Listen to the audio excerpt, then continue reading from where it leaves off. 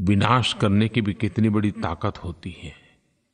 प्रकृति हमें जीवन देती है, हमें पालती है, लेकिन कभी-कभी बाढ़, भूकंप जैसी प्राकृतिक आपदाएं उसका भीषण स्वरूप बहुत विनाश कर देता है।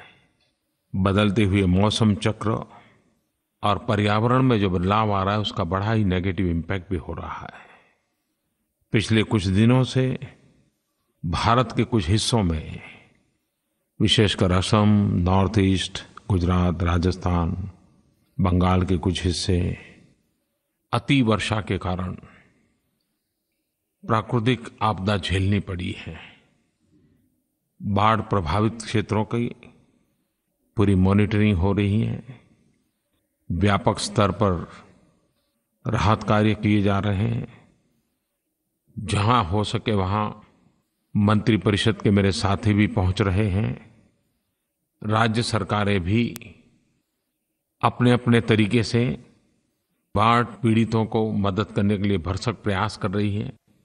सामाजिक संगठन भी, सांस्कृतिक संगठन भी, सेवा भाव से काम करने वाले नागरिक भी ऐसी परिस्थिति में लोगों को मदद पहुंचाने के लिए भरसक प्रयास कर रहे हैं। भारत सरकार की तरफ से सेना के जवान हो, वायुसेना के लोग हो, एनडीआरएफ के लोग हो, पैरामिलिट्री फोर्सेस हो, हर कोई ऐसे समय आपदा पीड़ितों की सेवा करने में जी जान से जुड़ जाते हैं। बाढ़ से जनजीवन काफी अस्त व्यस्त हो जाता है। फसलों, पशुधन, infrastructure, roads, electricity, communication links सब कुछ प्रभावित हो जाता है। खास करके हमारे किसान भाइयों को, फसलों को, खेतों को जो नुकसान होता है, तो इन दिनों तो हमने इंश्योरेंस कंपनियों को और विशेष करके क्रॉप इंश्योरेंस कंपनियों को भी प्रोएक्टिव होने के लिए योजना बनाई है, ताकि किसानों के क्लेम सेटलमेंट तुरंत हो सके। और बाढ़ की परिस्थिति को निपटने के लिए 24/7 कंट्रोल रूम में हेल्पलाइन नंबर 1078 लगातार काम कर रहा है। लोग अपनी कठिनाइयां बताते भी हैं। वर्षा ऋतु के पूर्व अधिकतम स्थानों पर मॉक ड्रिल करके पूरे सरकारी तंत्र को तैयार किया गया। एनडीआरएफ की टीमें लगाई गई। स्थान स्थान पर आपदा मित्र बनाना और आपदा मित्र के डूज एंड डोंट्स की ट्रेनिंग करना, वॉलंटियर्स तैयार करना, एक जन संगठन खड़ा कर करके ऐसी परिस्थिति में काम करना। इन दिनों मौसम का जो पूर्वानुमान मिलता है, अब टेक्नोलॉजी इतनी आगे बढ़ी है, स्पेस साइंस का भी बहुत बड़ा रोल रहा है। उसके कारण करीब-करीब अनुमान सही निकलते हैं। धीरे-धीरे हम लोग भी स्वभाव बनाएं कि मौसम के पूर्वानुमान के अनुसार अपने कार्यकलापों की भी रचना कर सकते हैं, तो उससे हम नुकसान से बच सकते हैं।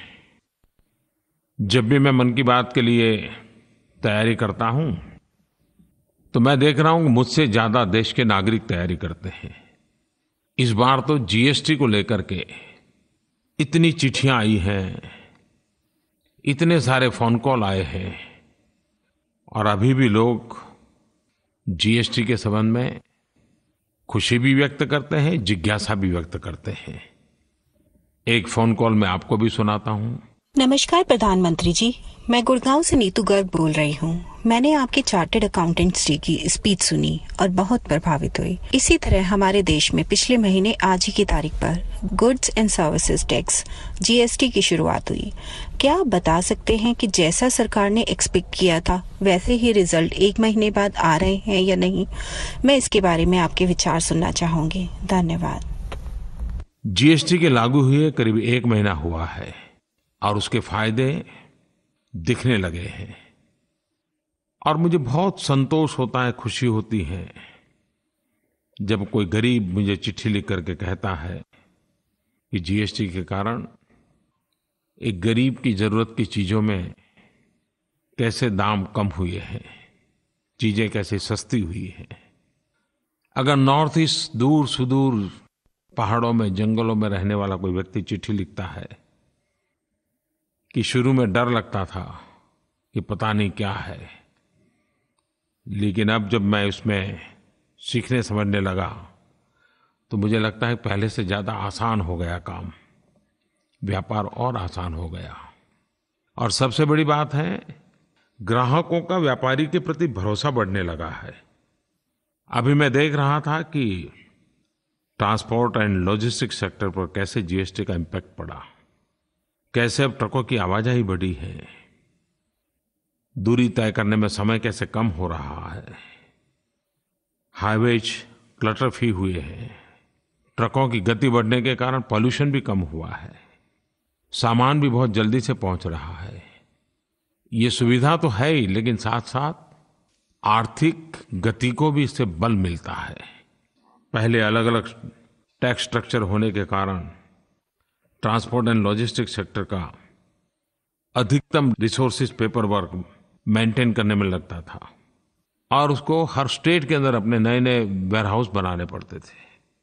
जीएसटी, जिसे मैं गुड एंड सिंपल टैक्स कहता हूँ, सचमुच में उसने हमारे अर्थव्यवस्था पर एक बहुत ही सकारात्मक प्रभाव और बहुत ही कम समय में उत्पन्न किया है।